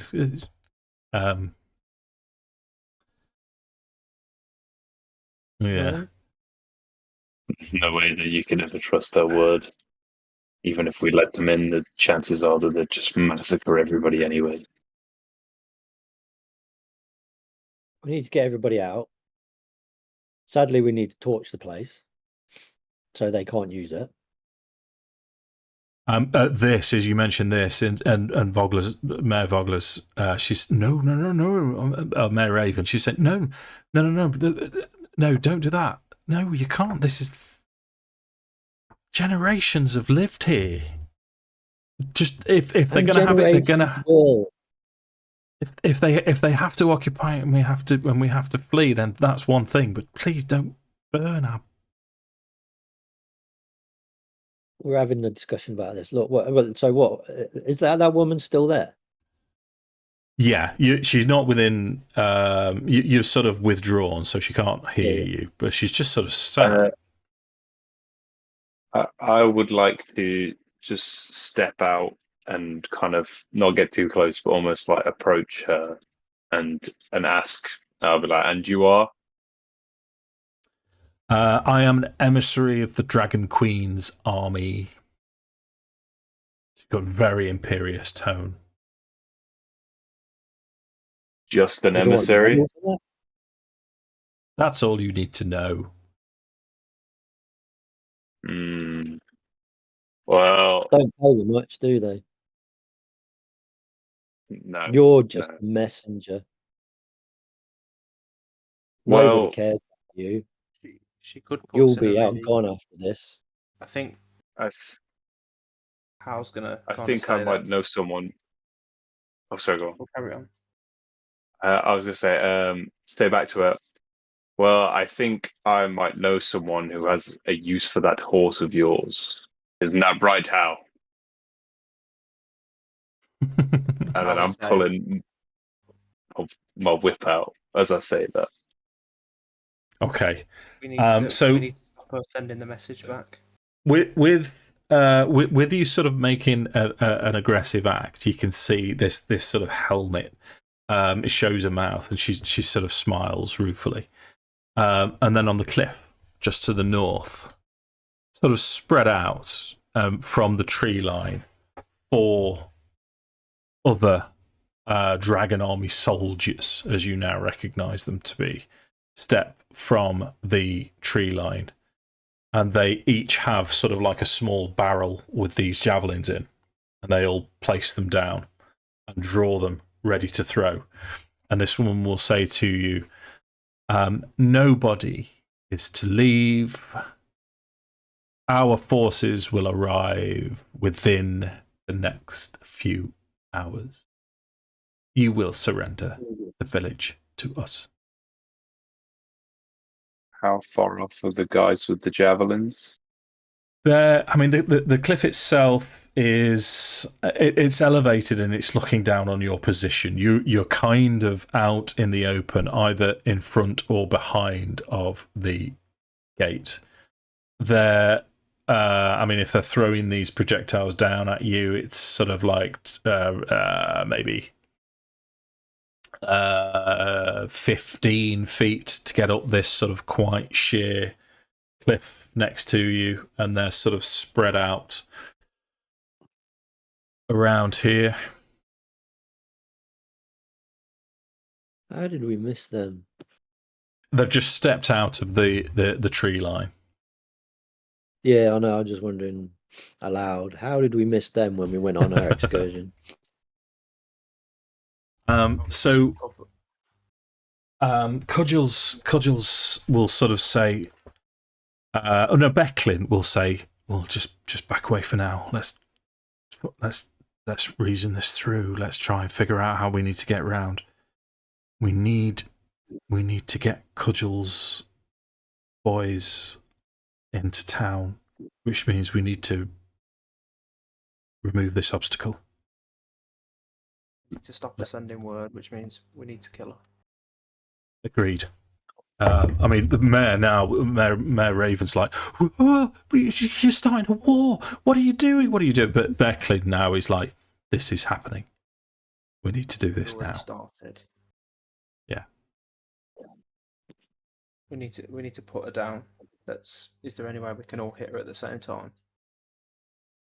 Hit her at the same time? Yeah, not a problem. But you're gonna leave yourself open to from the side.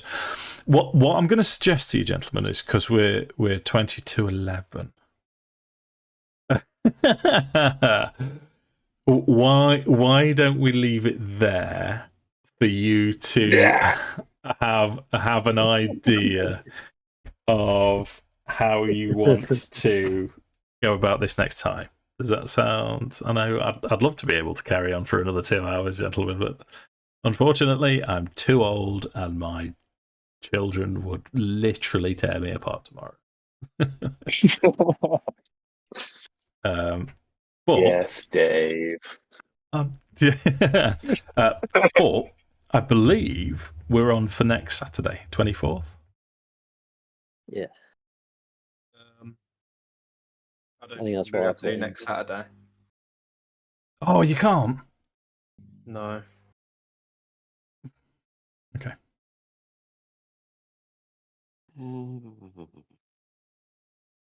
I know someone said no to the 30. Well, I'll tell you what. Let me turn this. Not if you have watched any of this, please do like and subscribe. Thank you very much. Right, I'm going to turn it off.